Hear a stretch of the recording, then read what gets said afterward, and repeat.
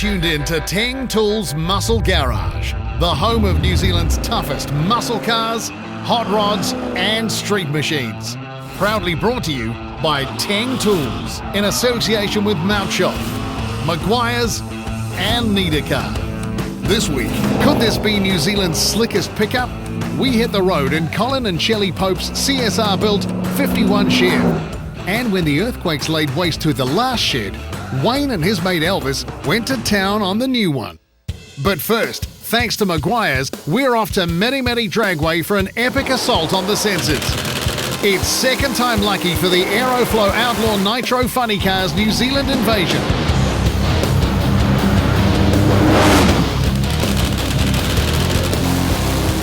Scheduling a race meeting in the middle of a countrywide drought should be a pretty safe bet.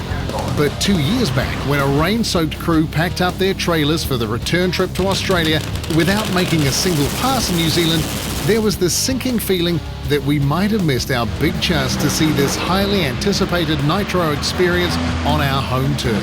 After all, the logistics of shipping not only an event's worth of funny cars, but also the drivers, a full complement of support crew, spares and tools, even their own media and commentator, well, it's no small undertaking. So, there were equal measures of relief and excitement when a 2020 return was announced.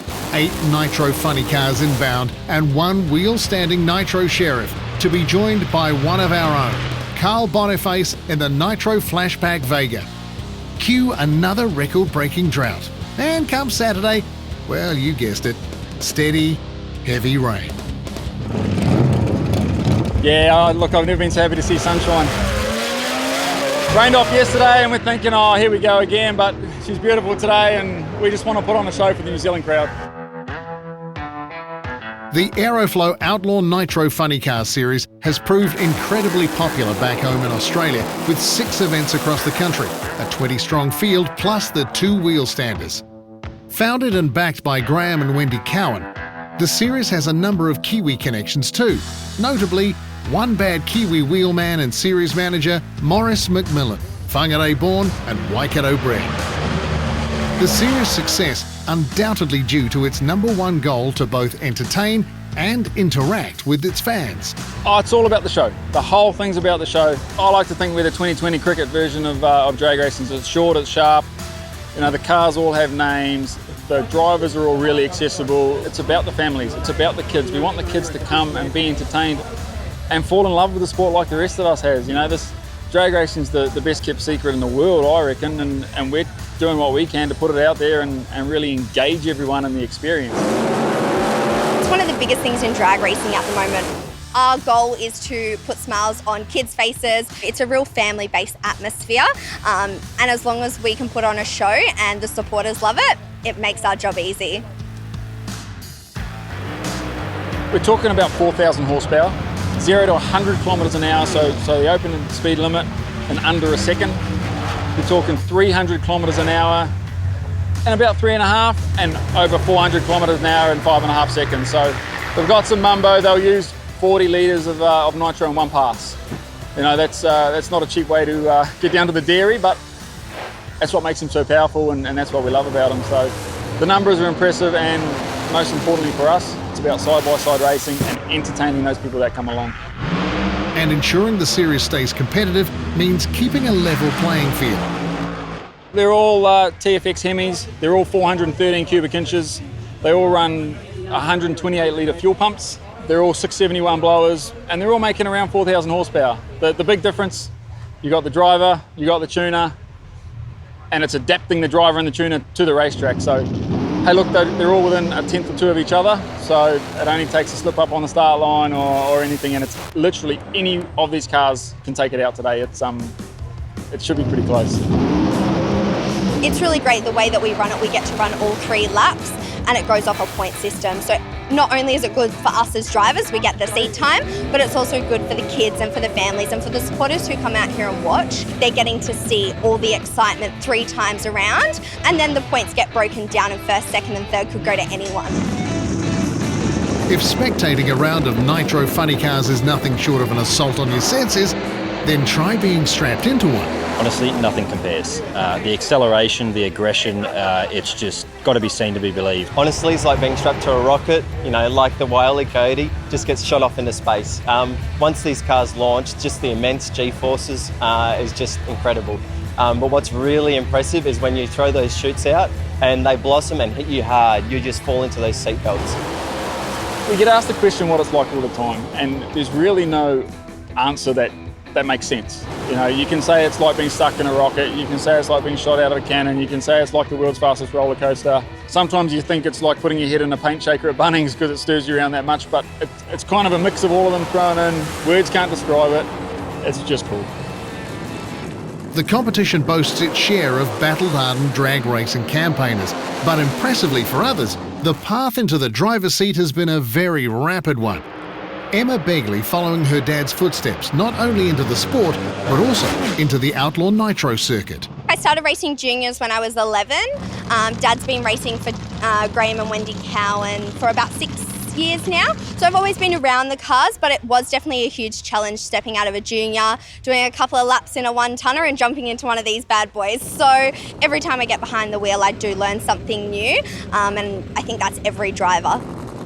But don't think for a second Emma's rapid rise has been by chance. When I was 15, I actually said to one of the commentators when I was down at one of the events, you know, I really want to be one of the first girls in Australia to license in one of these cars. And lucky enough, that was the case for me licensing at 18.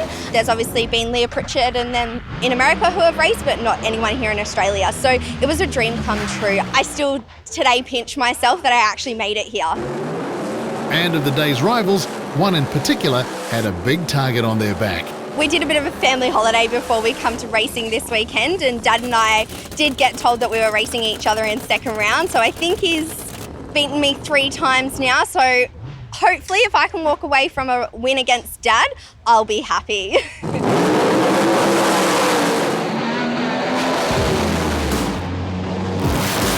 Plenty to talk about on the plane trip home then.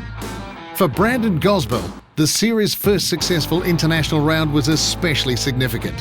Yep, this is actually my debut event. I've licensed in the car and that's it. And here we are at Mary Mary Dragway, ready to make our first passes. Absolutely blindsided. Basically, I got a call out of nowhere one day asking if I was interested in driving a Nitro funny car. And what do you say? Obviously it's yes. Huge. I've never driven anything Nitro powered or any drag cars whatsoever apart from a junior dragster. So my background's actually on 2 wheels. So this is quite an unusual experience for me. No expectations, just out here to have fun, see the kids and have a good time.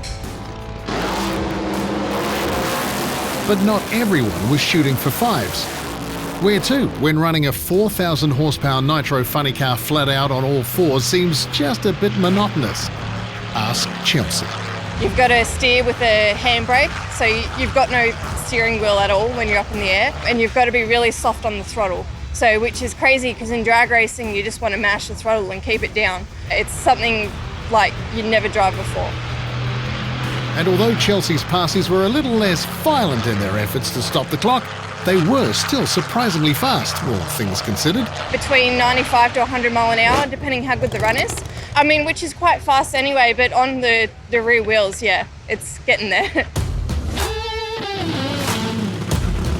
New Zealand's first real taste of the Aeroflow Outlaw Nitro funny cars went down a treat. Many sporting crowds seldom seen in modern times, and Mother Nature too would play ball, despite being more than threatening on a few occasions. In a particularly poetic fairy tale finish, it was local lad Maurice McMillan who took top spot. Deservedly so too, recording the day's quickest pass at 5.61 before taking out Rick Gorsey's Nitro Express in the final. Just proud. We grew up here, we raced here. Now to bring all this here and be a part of such a big thing, like just so proud to be able to do it, to be honest with you. And we just really want to put on a show. There's so many people that have, you know, helped me out through the years and crowd that have been here and watched us right from junior dragsters all the way to here. So I really just want to put on a show for the New Zealand public to show them what we do here in Aussie.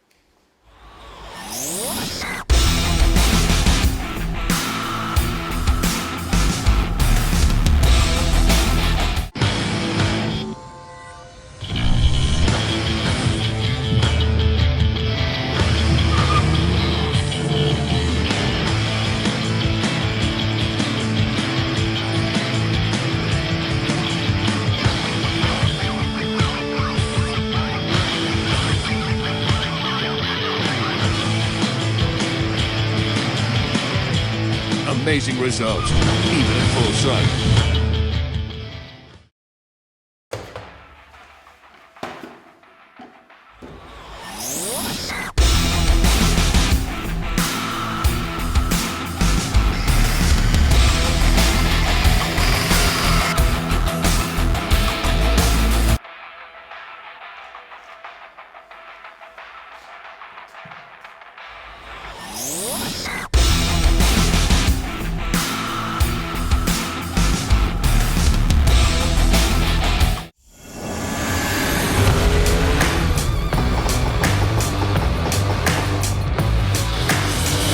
You're back with Teng Tools Muscle Garage. Right, shed raid time thanks to our mates at Mount Shop. This week, a Canterbury collection with a difference. Wayne might not have been planning to build a new shed, but when a 6.3 magnitude earthquake dealt to its predecessor, he decided to make the best of a bad situation.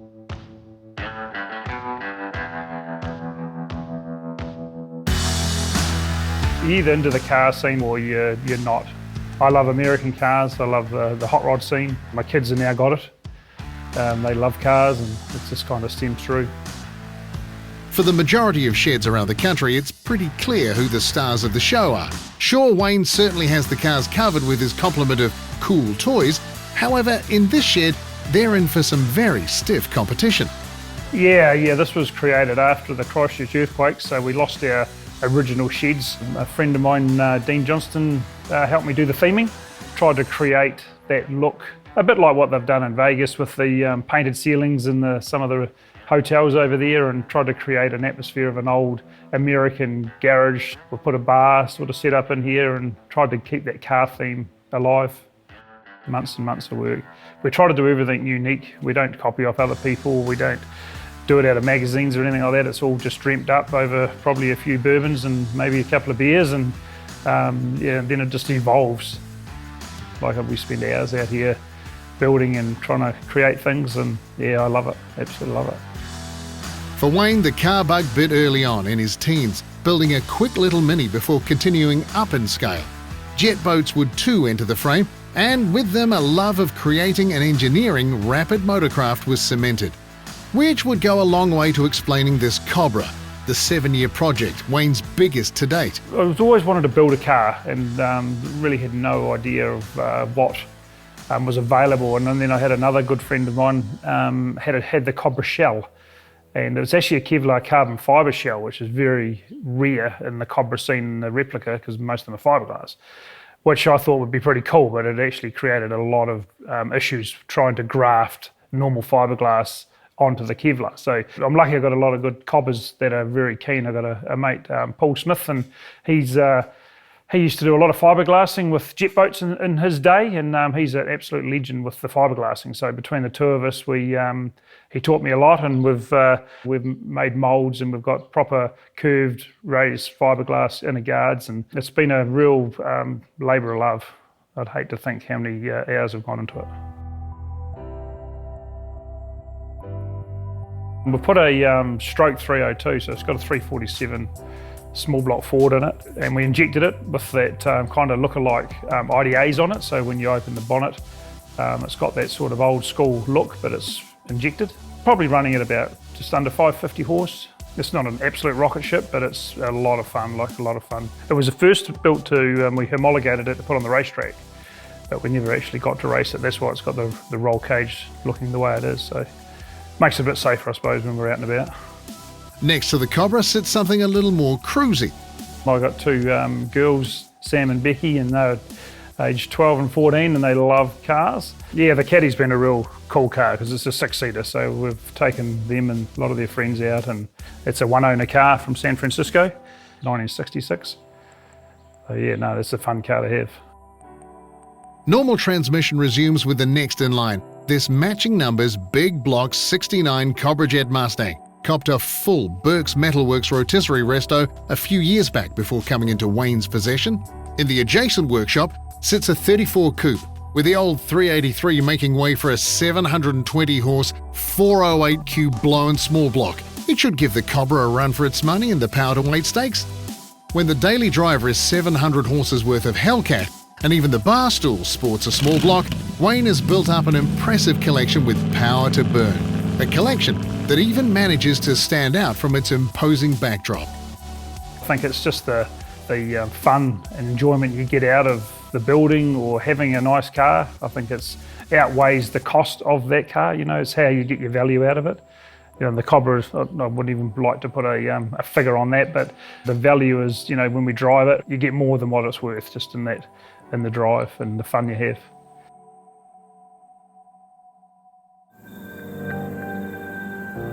Right, thanks to Nitro, we're checking out what might just be the country's slickest pickup. Thanks to a ground-up rework at the skilled hands of Inglewood's Custom Street Rides, Colin and Shelly Pope's 51 Chevy is a world away from the well-worn original discovered on Trade Me just a few years earlier. We bought it and we went first to Americana, and it was real slow on the road, and you get 70 k's flat out and drunk juice as though it was, you know, look for the next service station. And then we decided, well, we're going to do something about this. We started off where we were just going to put a different diff in it. It just went from there and just kept going. They always wanted something that they could get in and drive every day. You know, they didn't want something that was going to have starting issues or running issues or whatever. You know, they just wanted a good everyday driver and a classic hot rod, which is what they got. When we decided to do it, we thought, well, we'll do it once and then we wouldn't have to do anything more to it from then on. And we could go out and enjoy it and drive it. The goalposts weren't just shifted. They're now in a field about 3 towns over. A solid plan was in order to fulfill this revised do it once, do it right philosophy. We do add and we do update and we do make things better as we go, but if we've got a good set of foundation rules that we can abide by, then our end result is going to be just as good, if not better, than our initial plan of attack. With most of these builds, you do tend to get limited by what's wanted, what's needed and what's budgeted for. So to sort of get an open plan, blank canvas like this build here has been great for us to reach our full potential in what we do and in all stages of the build. Yeah, not just one certain or specialised task. Inglewood's Custom Street Rides offer the full woe-to-go treatment, and it was Zahn who would take charge on this one of their most ambitious builds to date. We invested a lot of time into R&D, you know, working with the likes of suspension geometry, steering geometry, suspension travel, ride height settings, you know, have it sitting nice and static at a good centre of gravity, you know, the vehicle.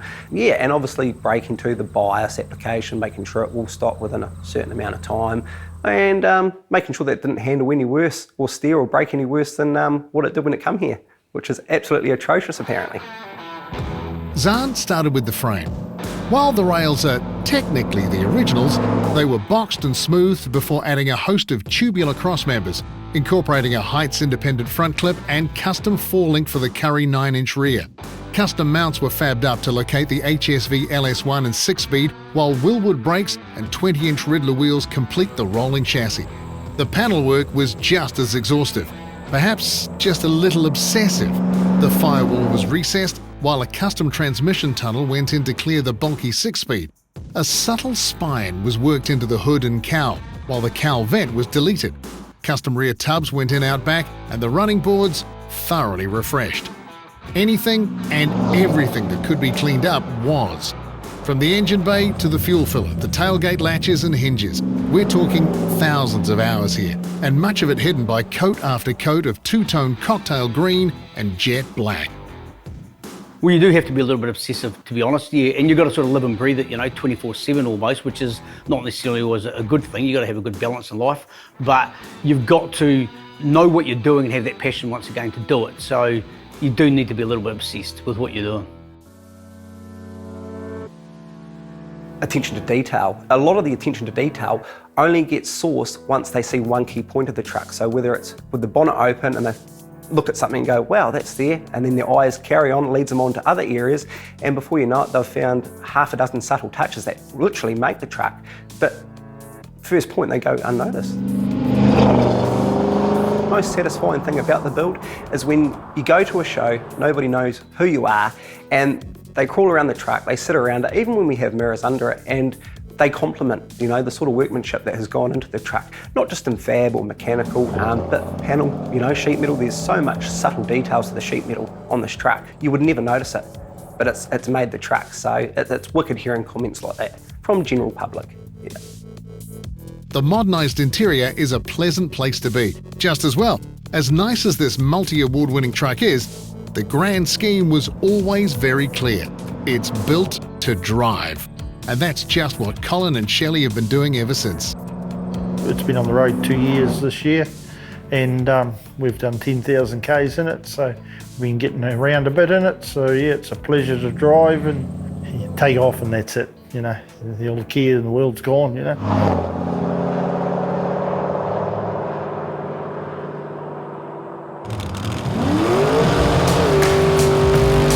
Teng Tools Muscle Garage was proudly brought to you by Teng Tools. Get organised. Mount Shop, undercar specialists. Maguire's, people who love cars love Maguire's. And Need a Car, the easy way to research and buy cars online.